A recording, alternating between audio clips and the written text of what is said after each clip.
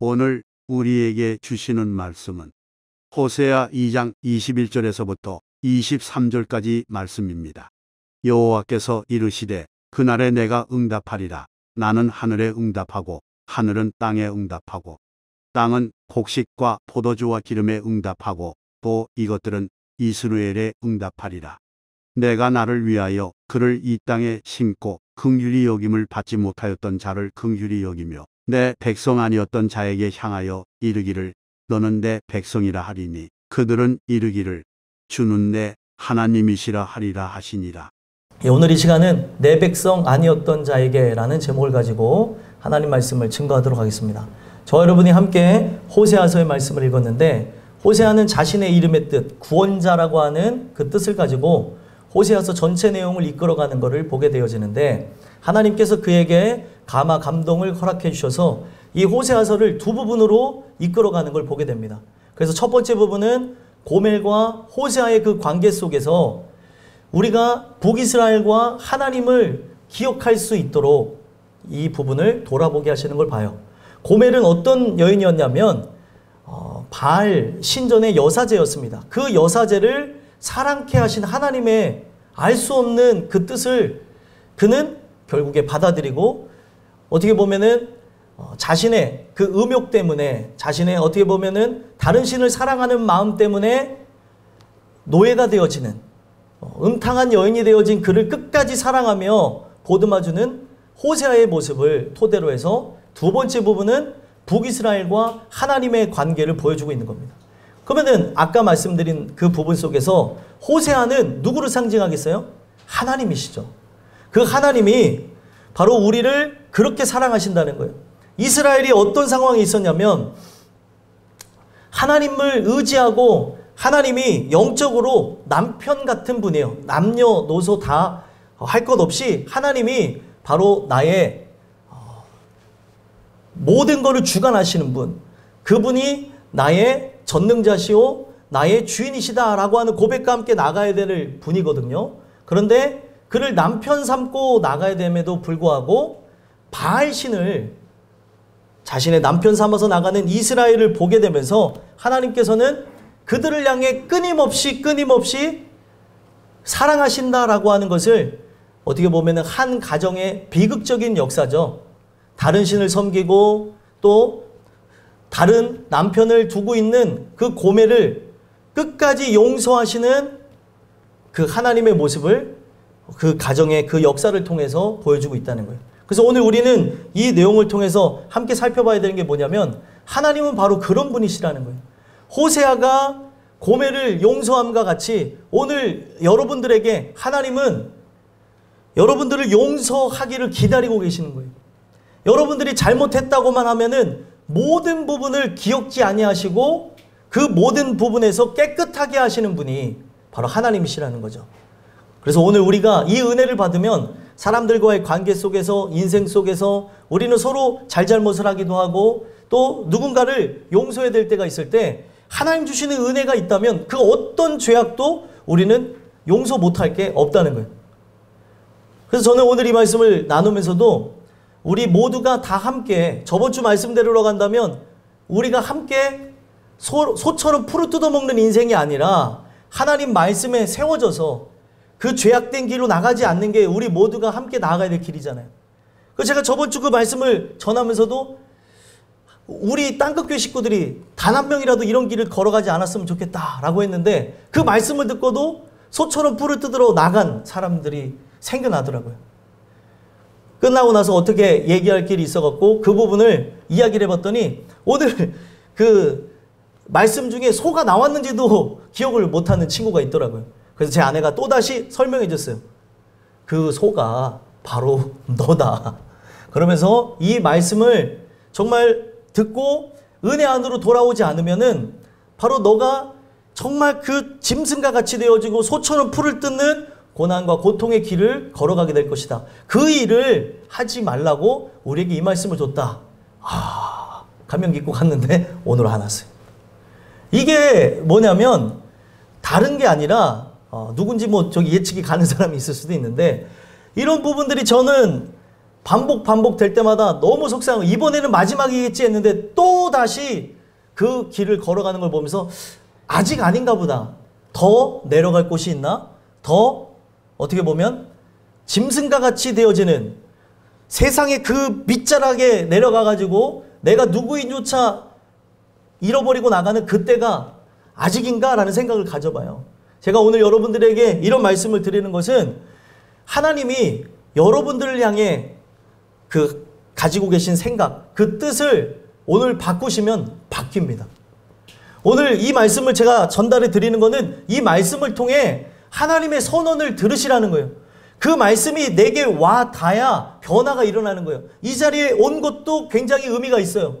내가 여기에 나온 것 의미가 있지만 그곳에만 의미를 두지 마시고 말씀이 내 안에 들려져 오늘 이 말씀이 내게 와닿게 되어질 때, 현실이 되어질 때 오늘 여러분들은 꼭 그런 죄악의 길을 가보지 않아도 그 부분에 대해서 이 길이 얼마나 참담하고 고통스러운 길인지를 알고 하나님 뜻대로 순종하며 나가는 바로 하나님의 자녀들이 된다는 거예요.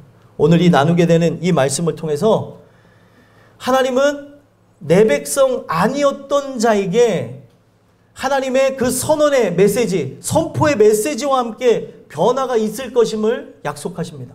오늘 이 주시는 이 말씀을 통해서 여러분들이 내 백성 아니었던 자를 하나님께서 내 백성이라고 여기며 나갔던 그 기적의 역사가 여러분들에게 나타나는 역사를 통해 여러분들 모두가 하나님의 백성이요, 하나님이 기르시는 양이요, 하나님의 자녀요, 하나님과 함께하는 믿음의 군사들이 되시기를 주 예수 그리스도의 이름으로 간절히 소망합니다. 그래서 오늘 본문에 보시면 내 백성 아니었던 자를 하나님께서 어떻게 일하시는지를 볼 수 있어요.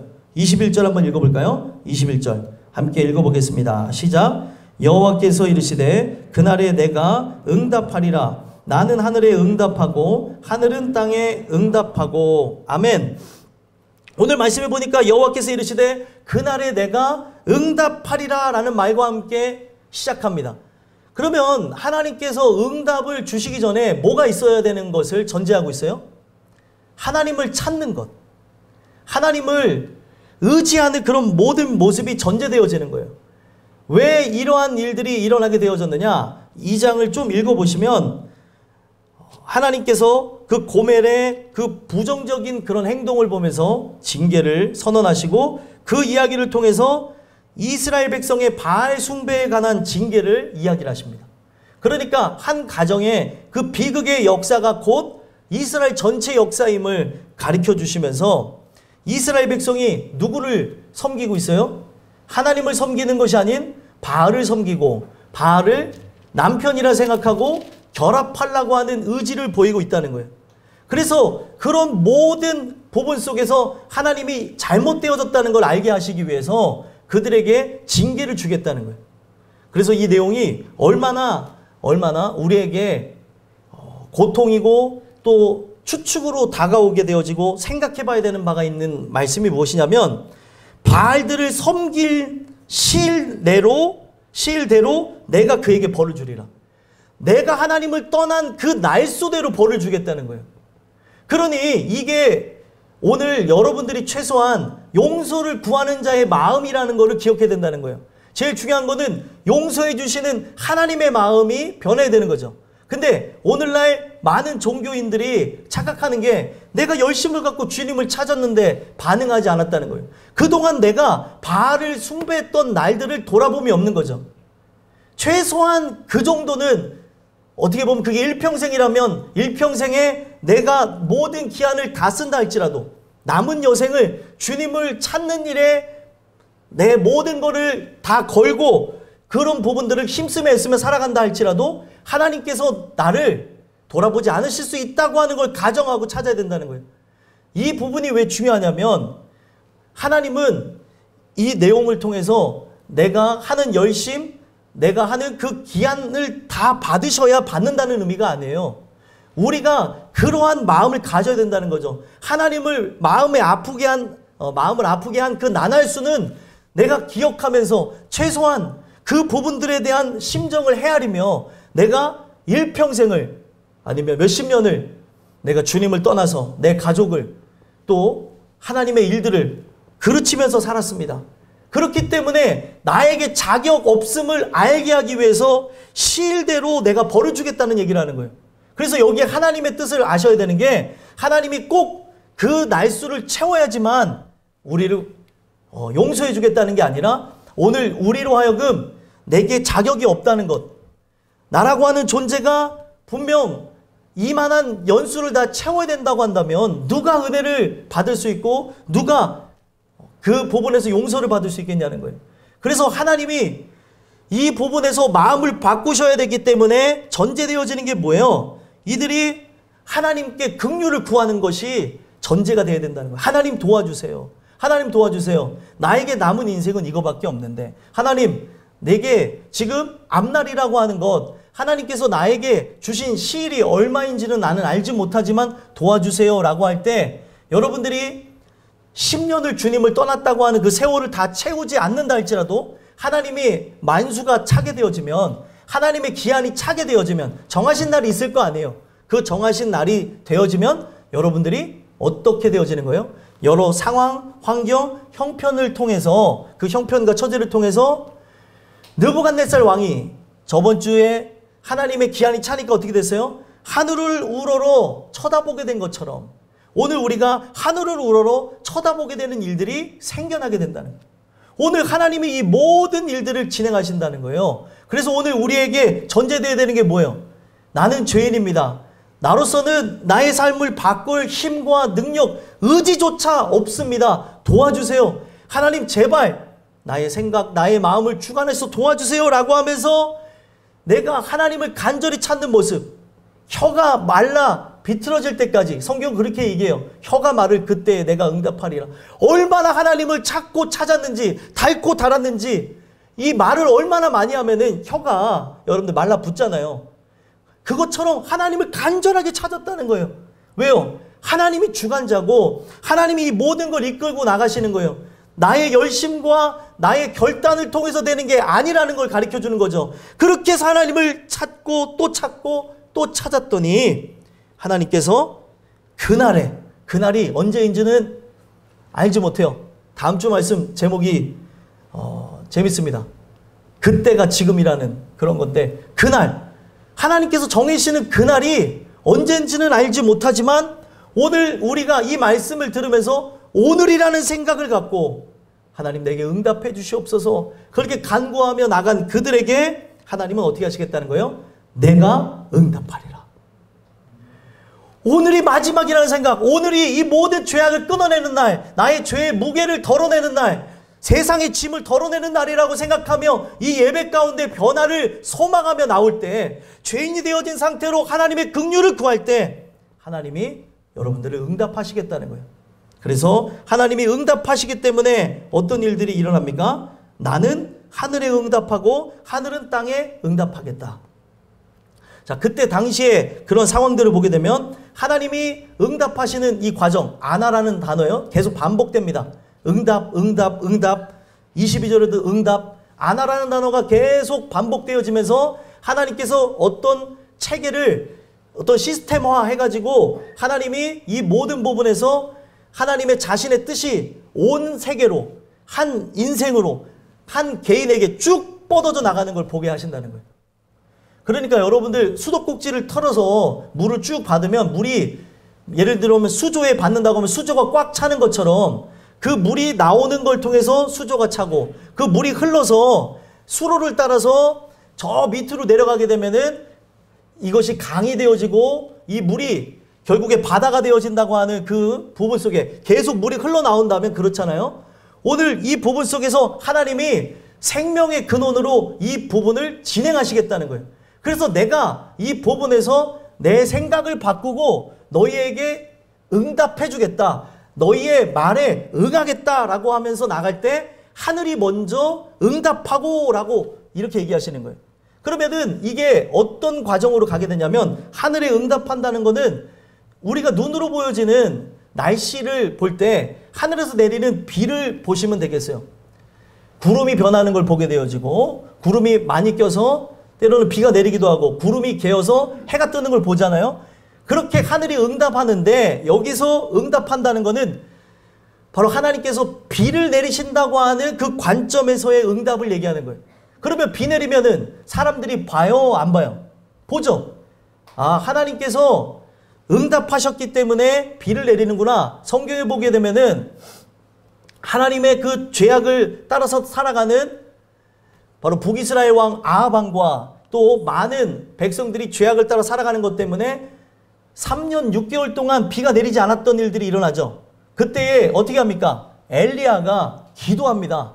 하나님 앞에 간구하며 기도했더니 모든 사람은 늘 뜨는 구름에 대해서 관심이 없는데 기도하는 자에게 7번 몸을 굽부려서 하나님 앞에 간절히 기도했던 엘리야에게 저 지중해 연안에서 떠오르는 구름이 하나님의 응답으로 보여지는 거예요.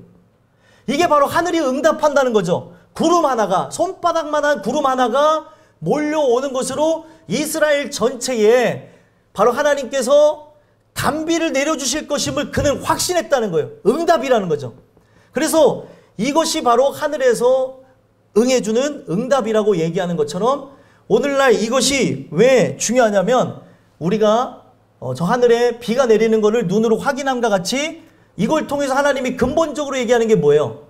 우리의 영혼의 단비도 주시겠다는 거예요.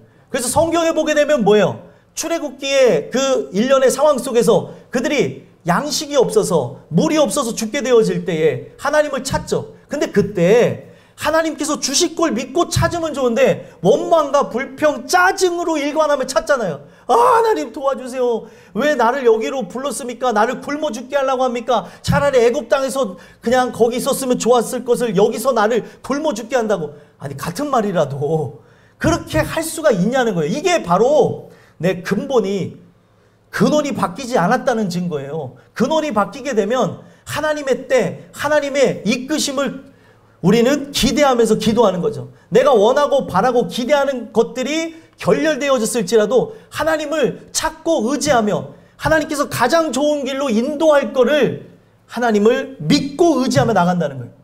하나님이 뜻이 있어서 그런 줄 압니다. 하나님, 내게 양식을 주세요.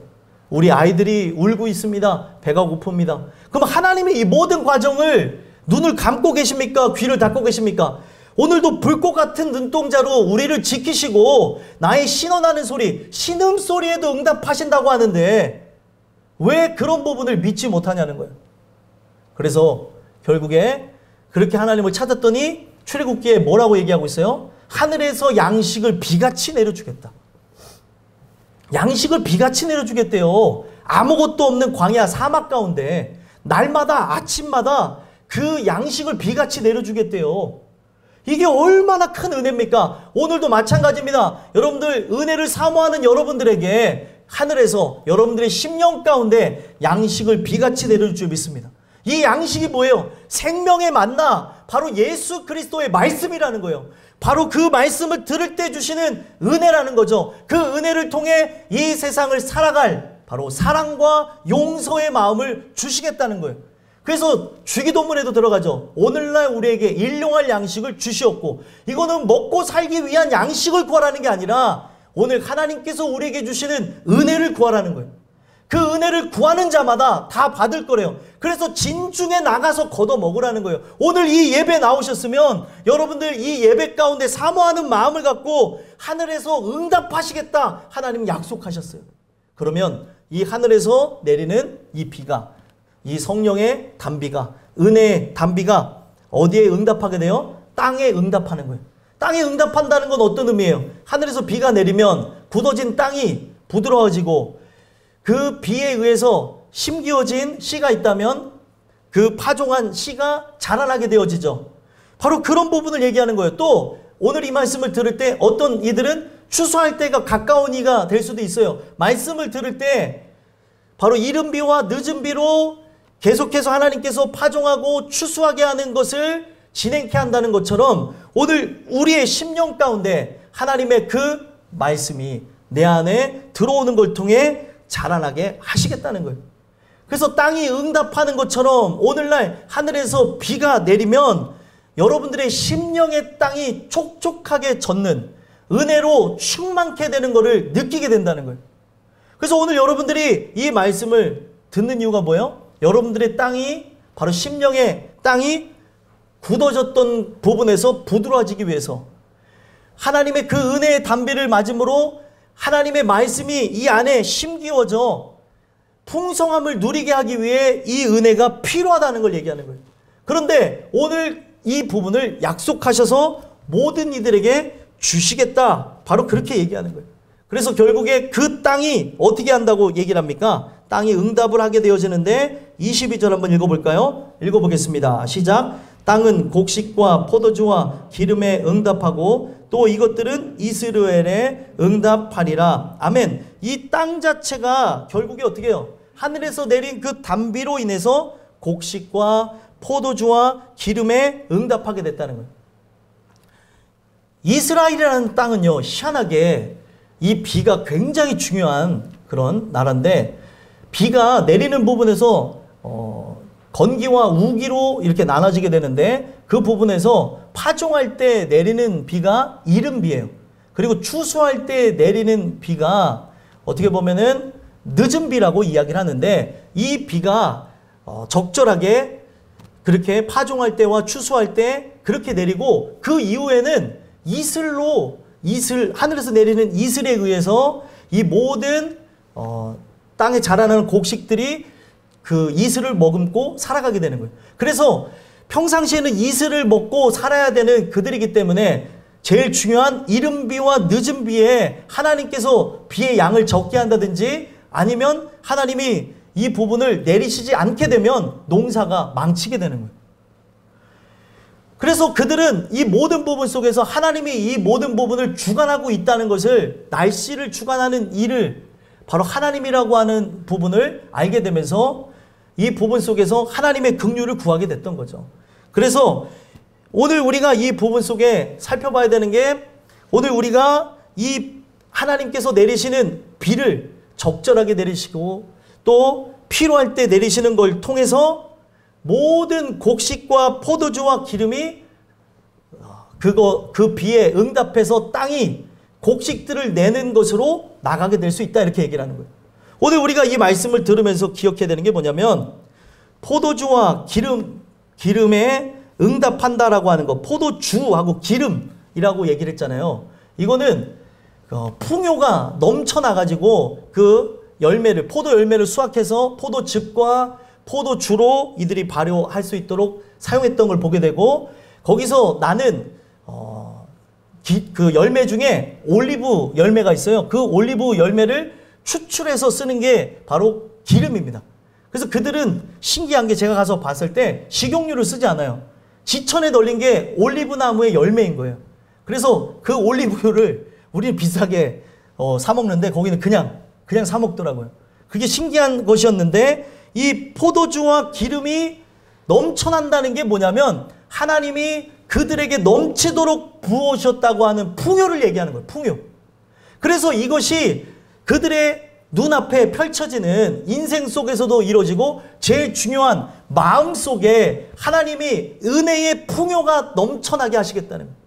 그래서 여러분들, 이것을 무엇이라고 바꿔서 얘기하냐면 성령 충만이라고 하는 거예요. 성령 충만을 누리게 되어지면 사람이, 내 마음이, 바로 내 마음속에 임한 하나님의 나라가 풍성하기 때문에 여유가 넘쳐나요. 어떤 부분에서도. 근데 내가 은혜가 없으면 사람의 말을 걸러낼 필터가 없는 거예요. 내가 농담하거나 사람들과 함께 대화할 만한, 웃어줄 만한 겨를이 없어요. 내가 그만큼 척박하다는 거죠. 은혜를 왜 받아야 되냐면, 오늘 우리가 마음이 평강이 임해야 되는데 제일 중요한 마음에 평강이 없는 거예요. 마음이 지옥이에요. 그러니 인생을 살아가도 짜증과 불평과 우울함과 답답함, 또다시 과거로 회귀하려고 하는 여러 죄악된 모습들, 안타까움의 모습들이 여러분들에게 나타나야 되겠냐는 거예요. 오늘 우리에게 이 말씀을 주시는 것은 여러분들이 모든 삶 속에 나타나는 절망과 그리고 답답함과 그 고통의 그런 연속으로부터 벗어나라고 이 말씀을 주시는 거예요. 오늘 이 메시지를 통해서 땅은 곡식과 포도주와 기름에 응답하고, 결국에 이것이 어떻게까지 되어진다고요? 또 이것들은 이스라엘에 응답하리라. 이스라엘이라고 하는 평야가 따로 있어요. 이스라엘 내에. 거기에 그 모든 그 평야 내에 하나님의 풍요가 넘쳐나게 될 거라는 거예요. 그들에게 하나님의 뜻이 임하게 되는 걸 통해 이전에는 가뭄이 있었지만 그 가뭄을 지나서 풍년과 풍요가 넘치게 될 것을 육신의 눈으로 보게 될 것을 얘기하고 있는 거고, 이걸 통해서 제일 중요한 건 뭐예요? 내 마음의 땅에 하나님의 정말 한없이 크신 그 사랑과 은혜가 넘쳐나게 하실 것이다. 풍요와 풍년이 내 마음 가운데 있을 것을 얘기하는 거예요. 여러분들에게 일어나야, 여러분들에게 은혜가 충만해야 누군가를 돌아볼 수 있는 눈도 생기고 누군가에게 손도 내밀 수 있고 내 마음에 여유와 그리고 용기와 충만함이 있어야 죽어가는 그런 그들도 살릴 수 있는 거예요. 내가 죽어가는데 누구를 돌아보겠습니까? 여러분들이 오늘 이 말씀을 통해 바로 하나님께서 응답하고 응답하리라라고 하는 이 말씀이 여러분들에게 다다랐으면 좋겠어요. 그래야 내가 살아나야 어떤 일이 일어나는 거예요? 모든 영혼들을 살게 하는 거예요.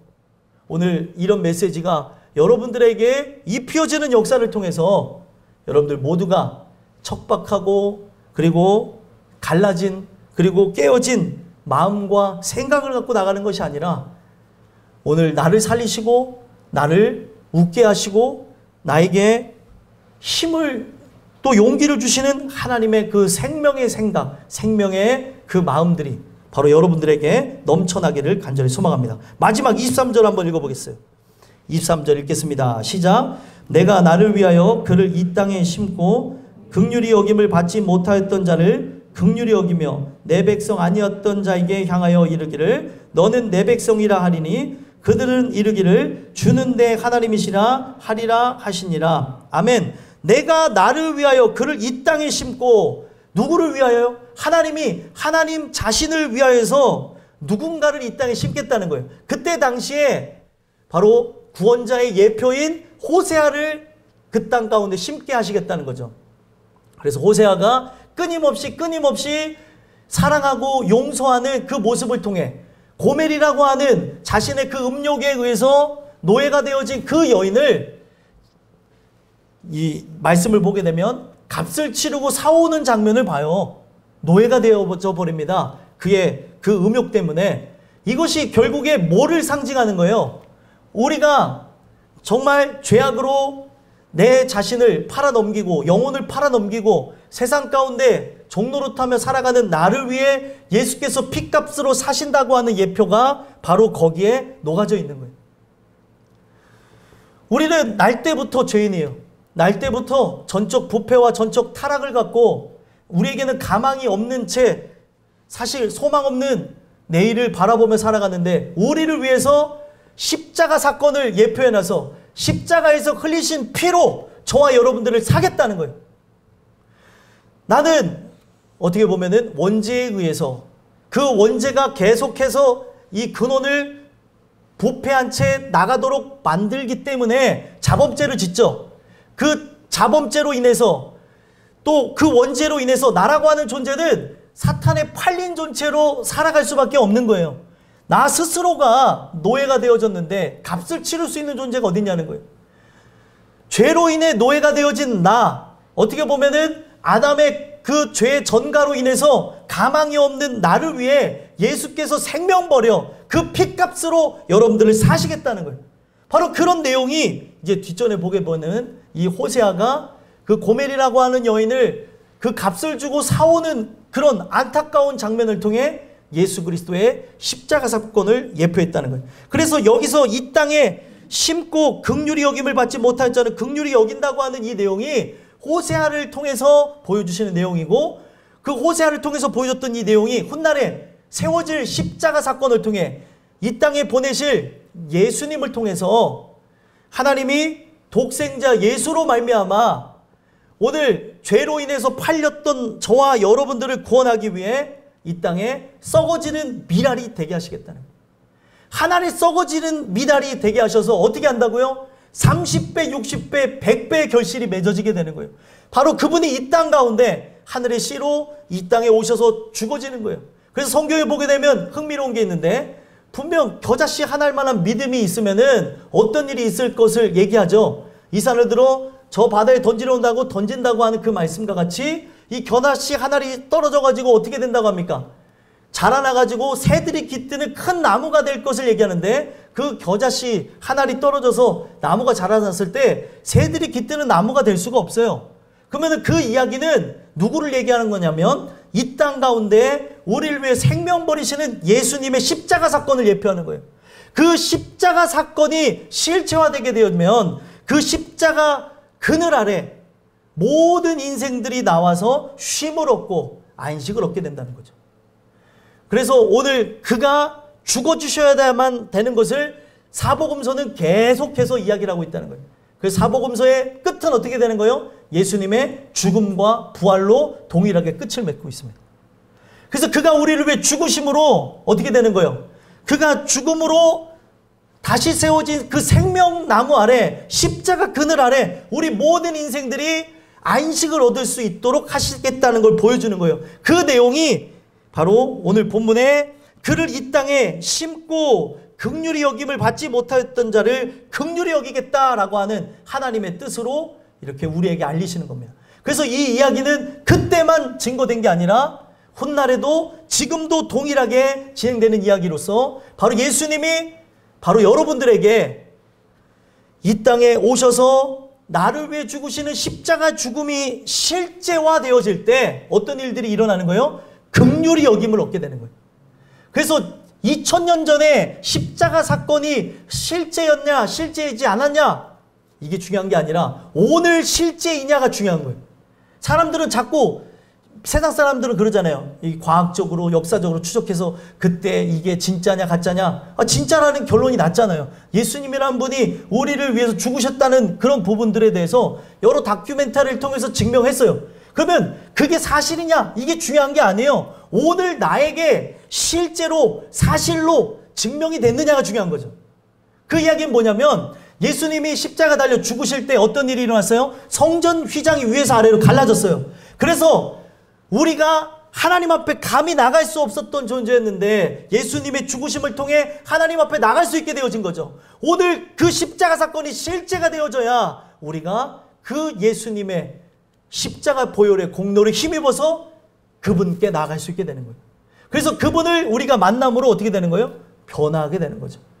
오늘 이것이 여러분들에게 일어나야 되는 거예요. 그가 정말로 자신이 이 땅 가운데 우리를 위해 죽어주신 그 역사가 나에게 실제로 일어나게 될 때 긍휼히 여김을 받게 되는 거죠. 그럴 때 어떤 일들이 일어나는 거예요? 오늘 말씀의 제목과 같이 내 백성 아니었던 자에게 향하여 이르기를 너는 내 백성이라. 이게 하나님의 선포이자 선언입니다. 이거를 신학적 용어로 칭의라고 하죠. 칭의. 그래서 여러분들의 전제 조건이 있어요. 뭐냐면 말씀을 들으면서 죄인이라는 거를 인식해야 돼요. 야, 나같이 정말 죄송한 얘기지만 강단에 쓸 용어는 아니지만 나같이 쓰레기 같은 사람 없구나. 정말 나같이 벌레 같은 사람은 없구나. 나같이 이렇게 가망 없는 존재는 없구나. 이런 부분을 말씀을 들으면서 인식해야 된다는 거예요. 그래서 성경에 보게 되면 우리가 얼마나 추악하고 더러운 존재인지 2장에서도 얘기하고 있는 게 2장 8절에 이런 내용이 있어요. 곡식과 새 포도주와 기름은 내가 그에게 준 것이요 그들이 바알을 위하여 쓴 은과 금도 내가 그에게 더하여 준 것이거늘 그가 알지 못하도다.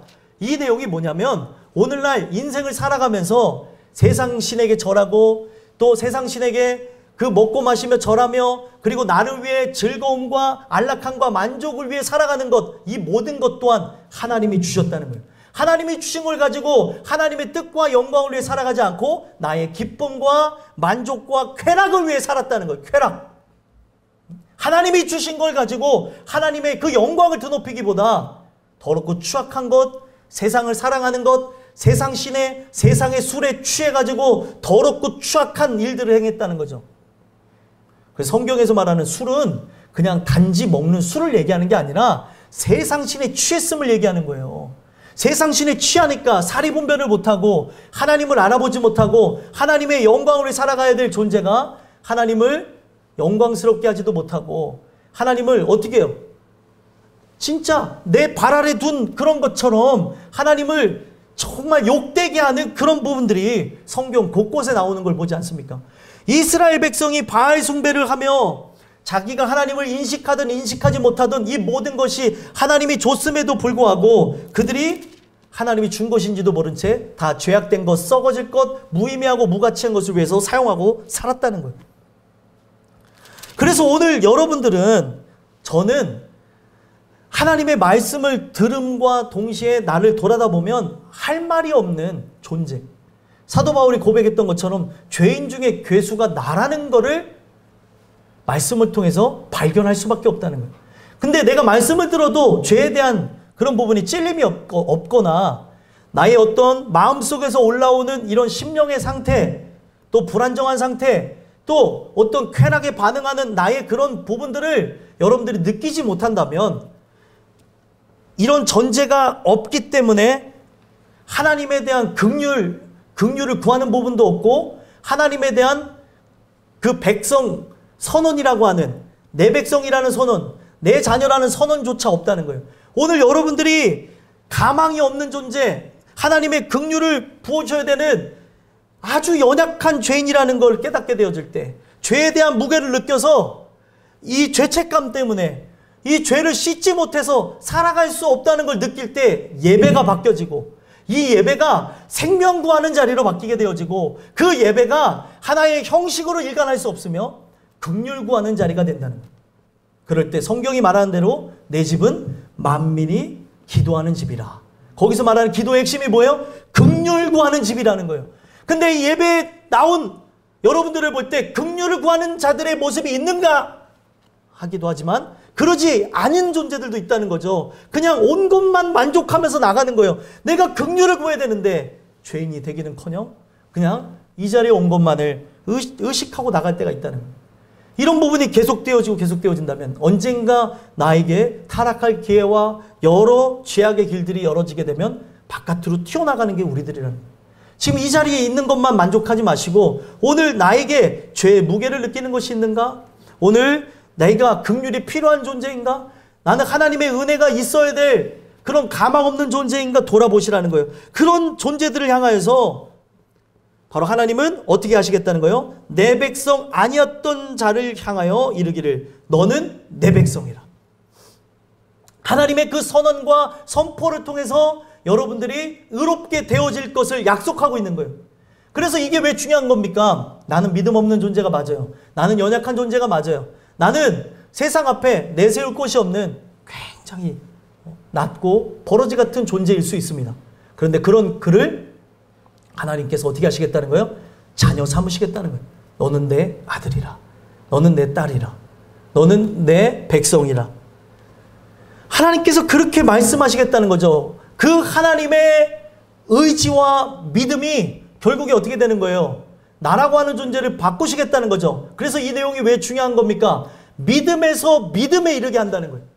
그래서 오직 의인은 믿음으로 말미암아 살리란 것 같으니라. 로마서 말씀이 실현되게 되어지는 거예요. 내가 믿음이 있을 만한 행동을 해서 믿음의 사람이 되는 것이 아니라 나는 백성 아니었던 자라니까요. 가망이 없는 존재인데 하나님의 그 의지와 선포를 통해서 나라고 하는 존재가 바로 하나님의 백성이 되더라는 거예요. 그래서 오늘 이 선언을 들으셔야 변화가 되는 거예요. 그래서 종교개혁자들도 이 선언을 받기 위해서 하나님의 은혜의 자리가 있는 예배 자리를 늘 두드렸다는 거죠. 하나님, 내가 오늘 이 예배 가운데 이런 선언을 듣게 없어서 이 말씀을 들을 때에 하나님, 내가 하나님의 자녀임을 믿어지게 하시고 확신을 얻도록 주여 도와주세요. 이걸 위해서 기도하게 되어지고 그들이 그 어느 한 날 하나님 앞에 그렇게 기도하며 간구하며 부르짖는 그 어느 때에 바로 하나님의 말씀을 듣는 중에 바로 이와 같이 바로 내 백성 아니었던 자를 내 백성이라 하리라 라는 이 말씀이 믿어지면서 구원을 경험하게 됐다는 거예요. 이거는 옛날 얘기가 아니고 현재 여러분들에게 진행되어야 될 이야기입니다. 왜 믿음이라고 하는 이 부분이 우리에게 성립이 될 수 있냐면, 믿음은 하나님의 말씀을 기반으로 하죠. 온 세상은 원래 존재했었습니까? 존재하지 않았죠. 하나님 말씀에 의해서 창조되어졌던 것처럼 하나님은 없었던 것을 있는 것으로 만드실 수 있는 분, 무에서 유를 창조하신 분으로서 오늘 여러분들을 믿음 있다고 선언하시면 여러분들이 믿음의 사람이 되는 거예요. 아브라함이 아브라함 될 수 있었던 것은 아브라함이 누구보다도 뛰어난 그런 도덕적인 부분과 그런 윤리적인 의식이 뛰어나서 그랬던 것이 아니라 하나님 의지가 그를 바꾸셨다는 거예요. 청년들한테 그런 걸 계속 얘기하고 있는 겁니다. 아브라함이 아브라함 될 수 있었던 것은 하나님의 은혜라는 거죠. 동일한 걸 누가 고백해요? 바로 사도 바울이 고백하게 되는 거죠. 나의 나 된 것은 다 하나님의 은혜로 된 것이니. 사도 바울은 예수 믿는 자들을 박해하며 죽였던 자예요. 근데 그가 예수를 위해 죽게 된 것은 하나님의 은혜로 되어졌다는 거예요. 예수를 위해서 매를 맞기도 하고 매를 맞다 죽었는 줄 알고 도성의 바깥에다가 버리움을 그렇게 받았던 존재가 바로 사도 바울이었는데, 그런 존재가 예수를 위해서 복음을 막 증거하니까 어떻게 합니까? 그 집정관들이 얘기하기를 바로 예수가 너를 미치게 했다 이런 얘기하는 거예요. 그런 부분이 나오게 되는 거죠. 학문이 너를 미치게 하였구나. 사실 학문이 그렇게 미치게 한 게 아니죠. 예수 그리스도를 인격적으로 만나게 되니까 그 예수에 의해서 이 세상이 알 수 없는 그리스도인이라고 하는 그 모습이 바로 바울을 통해서 바로 안디옥 교회를 향해, 또 안디옥 교회를 통해 여러 민족을 향해 퍼지게 된 거예요. 그게 오늘날 그리스도인이라고 하는 단어입니다. 사실은 그런 모습을 본 적이 없었는데 모든 사람이 예수에 대해서 얘기하고 그 예수와 함께 살아가겠다고 하고 예수님 때문에 행복하다고 하고 이런 부분들이 나타나는 거예요. 근데 그 입술의 고백을 보니까 다 의미 없고 쓸데없고 무가치하고 어떻게 보면은 심판과 함께 덮어지면 없어질 그런 가십거리에 불과한 것들을 막 얘기하더라는 거예요. 예수님이 오시면 정치, 경제, 사회, 군사 이 모든 부분들 의미가 없어집니다. 좌파, 우파, 여당, 야당 다 의미 없어져요. 근데 교회 안에서도 막 이런 거 갖고 막 싸우잖아요. 막 무슨 의미가 있습니까, 여러분들? 오늘 이 부분 속에서 나라고 하는 존재가 그 은혜를 통해 회복되어지는 것만이 의미가 있는 거예요. 그래서 오늘 이 말씀을 통해 여러분들이 경험하셔야 되는 게 뭐예요?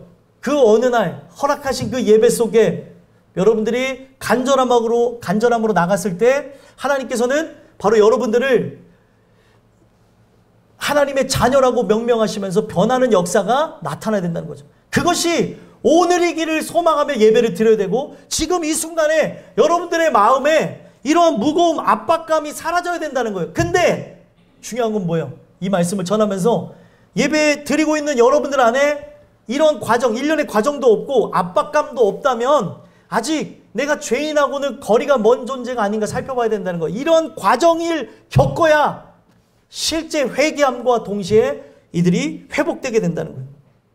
오늘 저는 이 메시지를 통해서 여러분들이 정말 지금의 모습은 백성 아니에요. 지금의 모습은 성경에 보게 보면 거라사 광인과 같이 무덤 사이에 있기를 좋아하고 정말 무의미하고 무가치한 것, 썩어질 것, 귀신의 것들을 사랑하며 살아가는 나이지만 바로 그가 내 백성이라 일컫는다고 하는 이 선포와 함께 변화되어지는 대상자가 바로 여러분들이었으면 좋겠습니다. 그래서 그들이 내 백성이라 라는 일컬음을 받고 난 다음에 어떤 고백을 하나님 앞에 올려드리게 되어져요? 주는 내 하나님이시라.